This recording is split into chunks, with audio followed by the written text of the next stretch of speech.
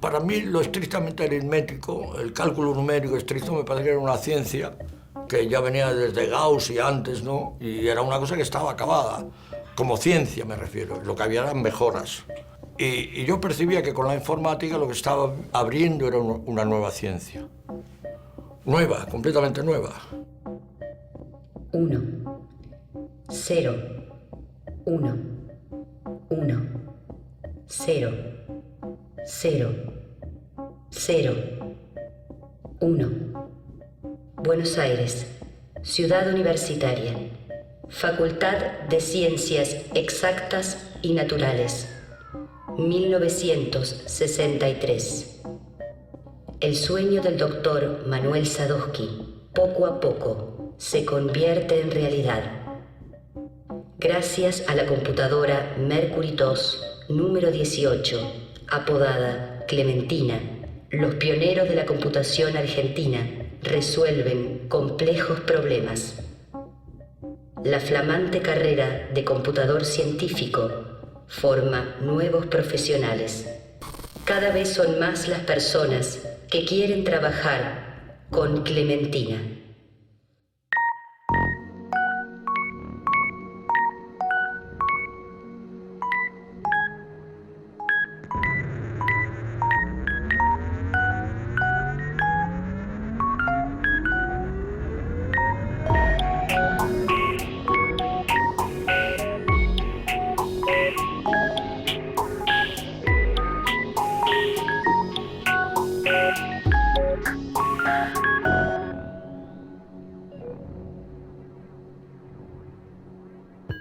Gracias a las gestiones del doctor Manuel Sadowski, la fama de Clementina no para de crecer. El Instituto de Cálculo incorpora en sus filas a prestigiosos científicos. Se convierte en un centro científico de vanguardia a nivel mundial. A medida que los proyectos se diversifican, se constituyen grupos de trabajo e investigación interdisciplinarios. Todos los problemas son interdisciplinarios. Para todos los problemas hay que usar todas las herramientas disponibles. No se puede tener religión y decir, yo matemática pura no toco, yo no hago números, etcétera, ¿no? Porque eso genera círculos virtuosos, ¿no? Es decir, cuando uno desde la ciencia de la computación se interesa por otras disciplinas, no solo hace un aporte a esa otra disciplina, sino que lo que aprende a través de la aplicación de la computación en esa disciplina enriquece a las ciencias de la computación misma. El doctor Sadowski o alguien fomentaba de que alguien viniera a traer problemas, o ya la gente, como empezaba a difundirse más, venía con un problema. Fue un esfuerzo muy importante para poder poner a la computación al servicio del espectro más amplio que se pudiera de la sociedad. Mi primera experiencia fue con el Censo Nacional de Población. Digamos, eso me dio una primera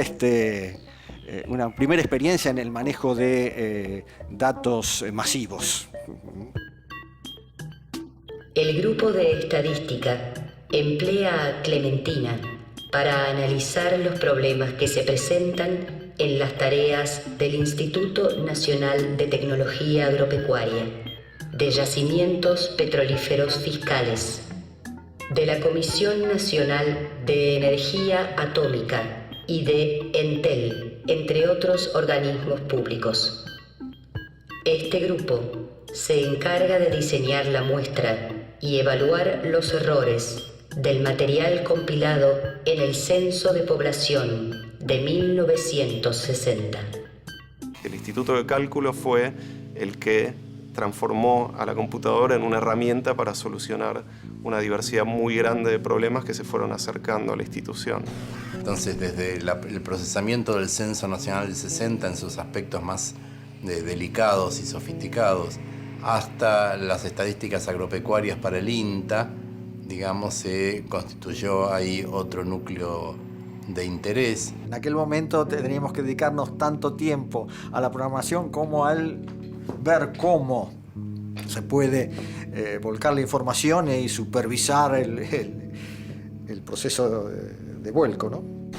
y había un equipo de personas perforistas, que con las hojas que le daban de los números tomados de campo, pues ya tenían que ir perforando. Y eran unas máquinas complicadísimas, eran máquinas que grababan en cinta de papel, ¿no? Y luego no tenían pantalla ni nada, para nada, grababan como llamaban una máquina ciega, ¿no? Se hizo un interesante trabajo de estadística de tráfico telefónico para el cual, digamos, hubo que trabajar con los datos que podían sacarse de centrales que no siempre eran automáticas. Realmente, además del tema técnico-científico, está el problema administrativo. Había que estar moviéndose tanto dentro del instituto como dentro de Entel para activar la cosa administrativamente. Siempre se trataba de problemas que implicaban un desafío y que implicaban la necesidad de que lo que se aprendía o lo que hacían los investigadores en la universidad tuviera un campo de aplicación. El grupo de análisis numérico emplea a Clementina para resolver ecuaciones diferenciales y así estudiar cuestiones de mecánica celeste. Su director es el prestigioso ingeniero Pedro Sadunaiski. El trabajo más destacado es la confirmación de la órbita del cometa Halley. Está basada en unos trabajos de un astrónomo ítalo-argentino llamado Bobone, que era de Córdoba, que en los años 40 había recolectado como 3.000 observaciones del pasaje del cometa Halley del año 1908 al 1910. Y había registrado todo esto en unos cuadernos de contabilidad en cuidadosa caligrafía, todos los numeritos, todas las cuentas. Una cosa impresionante. Y nuestra tarea era volcar eso al computador electrónico y verificar si esas cuentas estaban bien.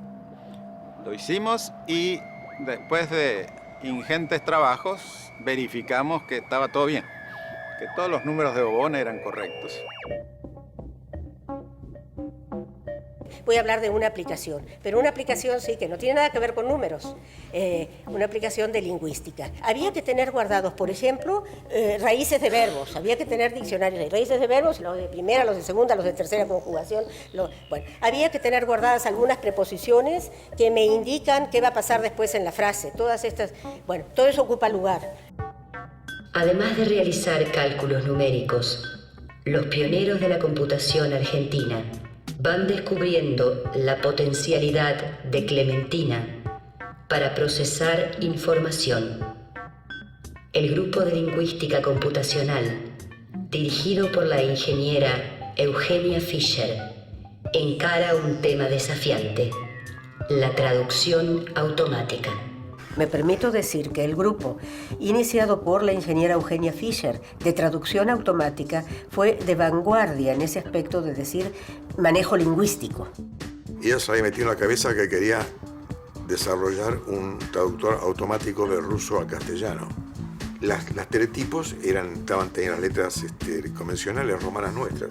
Entonces tuve que hacer unas tapitas de acrílico y dibujando encima el carácter cirílico del alfabeto cirílico ruso, ¿no es cierto? Se hicieron diversas aplicaciones de manejo de información, donde el fin fundamental no era hacer determinados cálculos. Entonces, claro, aquello te hacía percibir que la computación, las máquinas, casi lo de menos era el cálculo numérico. Lo importante de las computadoras es que puede tratar cualquier cadena de información, sea numérica o no. Y eso, claro, le da una potencia enorme. Era investigación, estábamos abriendo camino, eso lo hicimos, se logró, pero en general no éramos muy reconocidos. Además, no éramos conocidos ni reconocidos. Y tanto así que al día de hoy, 50 años después, al dar yo la charla que di el otro día en las jornadas, no faltó quien me dijera: ahora entiendo lo que estabas haciendo en aquella época. Bueno, nunca es tarde. El grupo de investigación operativa se inicia para estudiar el aprovechamiento de los ríos andinos. Sus directores son Julián Araoz y Oscar Barsaski. Ellos utilizan a Clementina para evaluar modelos matemáticos. La aparición de las computadoras generó una posibilidad completamente distinta.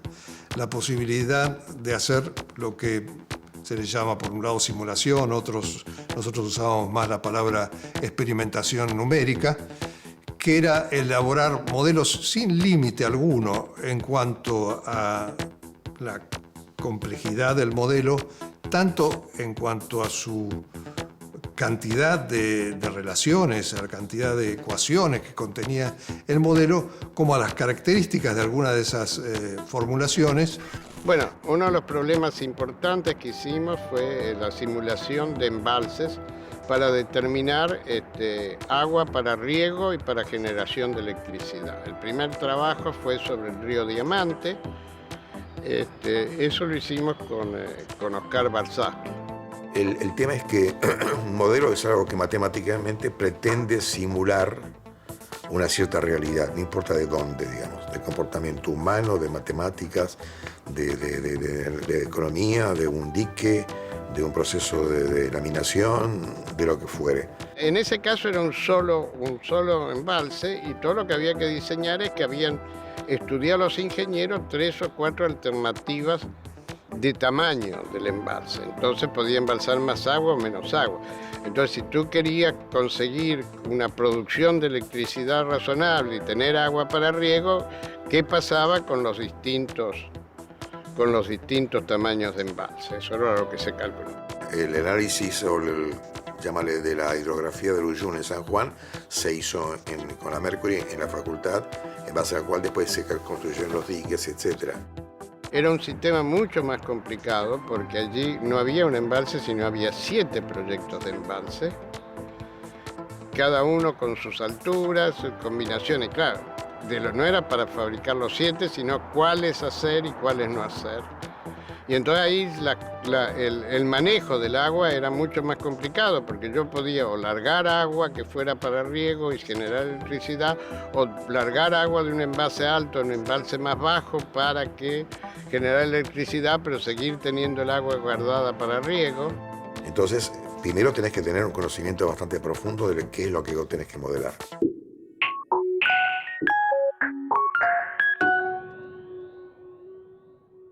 Quería recordarles quién fue Oscar Barsaski, porque creo que en estos minutos de pensar en quiénes fueron estos próceres, a Oscar en estas charlas noto que todos lo recuerdan como el gran exigente que lo fue, definitivamente.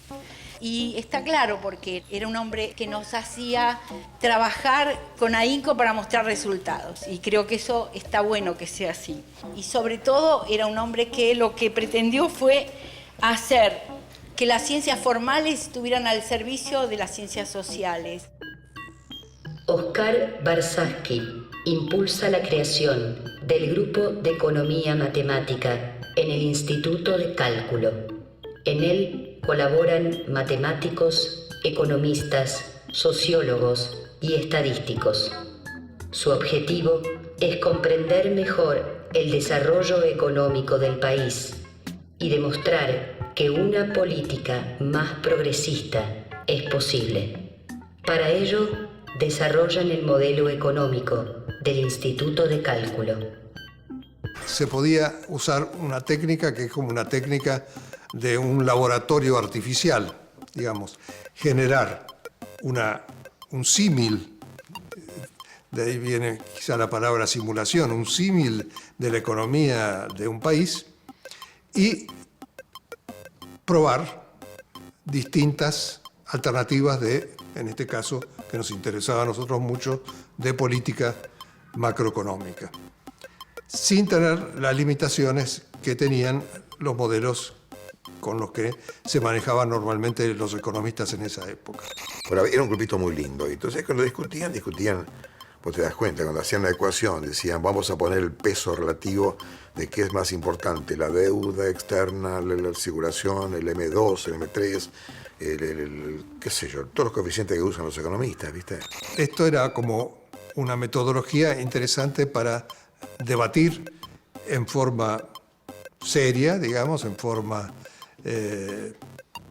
con resultados que podían discutirse claramente,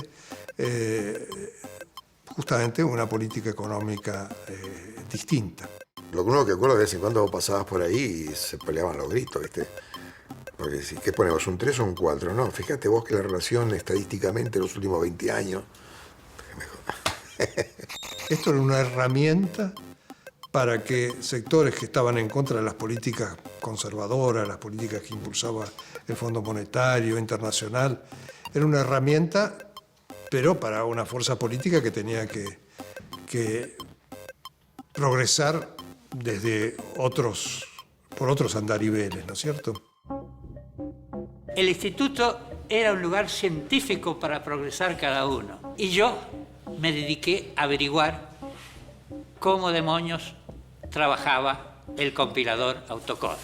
Ese estudio me sirvió para muchas cosas, e inclusive para que el doctor Sadowski me dijera, ¿no podrás hacer un lenguaje nuevo? A medida que los proyectos se vuelven más complejos, el lenguaje de programación AutoCode resulta limitado. Manuel Sadowski encarga a Wilfred Durán la realización de mejoras. Durán sube la apuesta y encara la creación de un nuevo lenguaje para Clementina. Colaboran con él 4 programadoras. El resultado es el cómic, compilador del Instituto de Cálculo. Wilfred Durán es un tipo hasta cierto punto genial, con una gran capacidad de trabajo, porque tiene una gran capacidad de trabajo para desarrollar lo que desarrolló, que es un compilador, algo así como un sistema operativo, que superaba al que habíamos recibido de Inglaterra. Según me contaba Wilfred Durán, que fue el que programó el cómic, Sadowski lo vino a ver, dice, no queremos que se nos vaya Barsaski, necesitamos un compilador que tenga palabras más largas, en el que teníamos una variable que podía tener una letra de nombre, nada más. Él quería que tuviera un nombre que significara Producto Bruto Nacional, ¿no? Para el poder llevar adelante ese trabajo tuvo que analizar lo que ya existía a nivel de estructura, para poder ver de qué manera se elaboraba, porque no había ningún libro ni ninguna cátedra ni nada que enseñase a cómo se había encarar en aquella época, ¿no? Hoy día ya es diferente. Y el esfuerzo que se quiso hacer con el cómic fue desarrollar un lenguaje de programación con su correspondiente compilador, ¿no? No es tan fácil, es decir, definir un lenguaje no es tan simple como decir, bueno, esta es la sintaxis y la semántica del lenguaje, sino que hay que escribir el programa que entiende eso y le explica a la computadora qué es lo que uno quiso decir. Ese esfuerzo se hizo para tratar de crear de manera más simple programas para el tipo de problemas que se estaban tratando de resolver con Clementina. Es decir, introdujo una cantidad de funciones adicionales que no lo tenían los otros, que permitían trabajar en forma, digamos, más sencilla y más simple, más gráfica, más intuitiva, si querés, para hacer los programas. Hacer un programa, y eso al día de hoy lo podemos decir con todo rigor, es hacer una obra de ingeniería.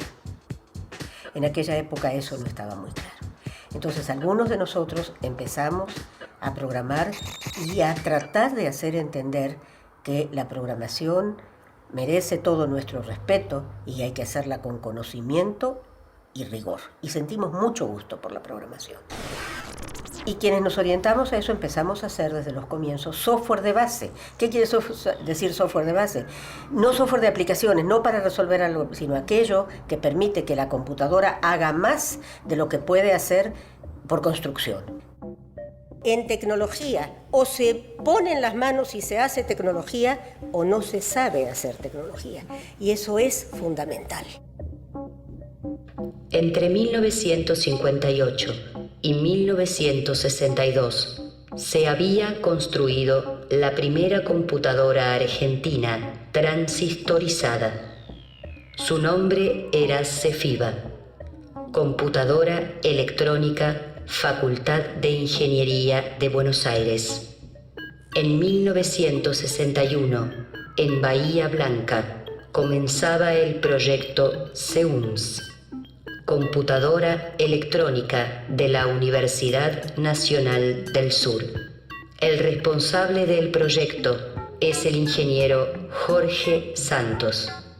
Algunos integrantes del Instituto de Cálculo colaboran con él. Ese proyecto no llegó a su término, no importa, pero él inició caminos de hacer tecnología nacional, eso es fundamental.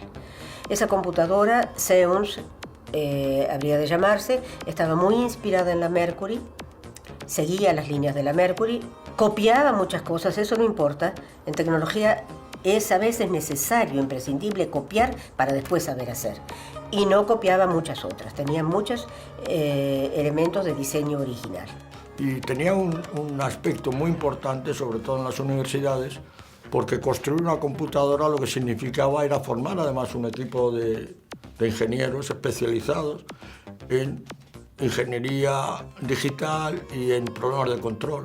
Es decir, que aparte del producto de obtener una computadora, tenían la ventaja de la formación del equipo que lo construía, que a veces era más valioso que la propia computadora construida. Y el valor era hacerla nosotros. Entonces, yo fui el soporte de software para el grupo de electrotecnia, que era un grupo de hardware. Desde el Instituto de Cálculo empezamos a hacer programas para facilitar el diseño y la construcción de la máquina de Bahía Blanca.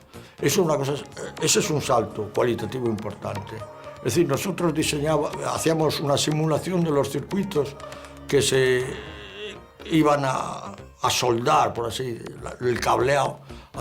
Antes de eso, hacíamos una simulación para ver si en efecto la hipótesis de aquel diseño luego correspondía con los resultados que se esperaban. Bueno, para esa computadora que se estaba construyendo en la Universidad Nacional del Sur, yo hice la primera pieza fundamental, digamos, de software de base. Un programa ensamblador para el lenguaje simbólico de programación. La máquina estaba en construcción, por lo tanto no funcionaba. Y era necesario el escribir programas para esa máquina antes que estuviera construida. Desde ese punto de vista, lo que hicimos es un intérprete de las instrucciones de máquina de la CEUNS, que era la de Bahía Blanca, para que corrieran en la Mercury. Es decir, que uno podía escribir un programa para la CEUNS que no existía, lo pasábamos por la Mercury y la Mercury en ese momento se comportaba como si fuera la CEUNS. Esto evidentemente en aquel momento era una innovación importante, que una máquina se comporte como la otra.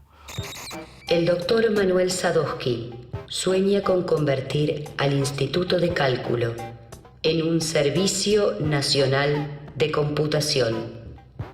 A pesar del amor que todos sienten por ella, Clementina comienza a resultar obsoleta.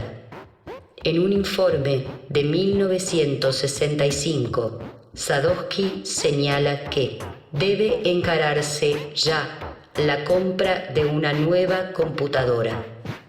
Hay que tener en cuenta que la Mercury llegó acá como casi de las últimas máquinas de la primera generación. Te ves que la Mercury tenía 18 metros de largo y tenía un montón de unidades.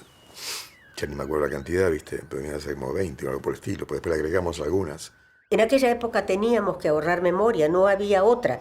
La Mercury tenía 4 KB de memoria. Bueno, ¿eso qué es al día de hoy? Y luego tenía la memoria auxiliar, que eran 2 tambores magnéticos, en donde uno podía ir cargando la memoria rápida, haciendo transferencia de información que estaba en el tambor a información que estaba en la memoria de ferritas. Traías y llevabas. Los tambores de la Mercury tenían 512 KB, un byte con 2 bits más, no interesa, pero entonces había que ahorrar. Esa era otra cosa, no había capacidad para tener tus cosas guardadas, o sea, todo lo único que había allí que se ocupaban los ingenieros después cuando lo aprendían de que estuviera instalado eran los compiladores. Lo que se maneja hoy día, megas, gigas, eso ni sabíamos. Entonces sí nos faltaba memoria, queríamos más, pero no podíamos hablar en los términos de las unidades que se manejan hoy día. teníamos pocas válvulas, nos faltaban, las válvulas tienen vida limitada, las termoiónicas. Para nosotros fue muy bueno porque podíamos hacer cosas que no se podían hacer antes, pero ya habían algunas máquinas mejores a precios que no podíamos, la Argentina no podía pagar. Creo que en el año 65, y no recuerdo muy bien, vino De Gaulle a la Argentina. De Gaulle visitó la universidad, preguntó qué es lo que nos hacía falta y le dijimos que nos hacía falta una computadora porque ya la Mercury estaba pasada de años, digamos. Entonces dijo ningún problema y nos dio un préstamo no retornable, de $5 millones de aquella época, con la condición de que obviamente comprásemos cosas francesas, que la cuestión venía muy bien porque Bull tenía en aquella época una máquina llamada Gamma 60, que era una de las mejores del mundo, muy superior a las IBM comparables. O sea, IBM era de las peores máquinas del momento, pero la que más se vendía. Lo que pasa es que si un gerente compraba una máquina a la otra y las cosas no andaban, era culpa de él. Si compraba IBM y las cosas no andaban, él había comprado lo más comprado del mercado. Muy poca gente recuerda y menciona el hecho de que teníamos el dinero, la autorización, estaba aprobado para instalar acá, en el estudio de cálculo, unas computadoras más sofisticadas y más modernas de aquella época. Y después vino la catástrofe, después vino la noche de los bastones largos. El 28 de junio de 1966, un golpe militar derroca al presidente democrático Arturo Illia. Al día siguiente, el general Juan Carlos Onganía toma el poder. La continuidad del proyecto de la Universidad Reformista se ve amenazada. El sueño de Manuel Sadowski de convertir al Instituto de Cálculo en un servicio nacional de computación se desmorona.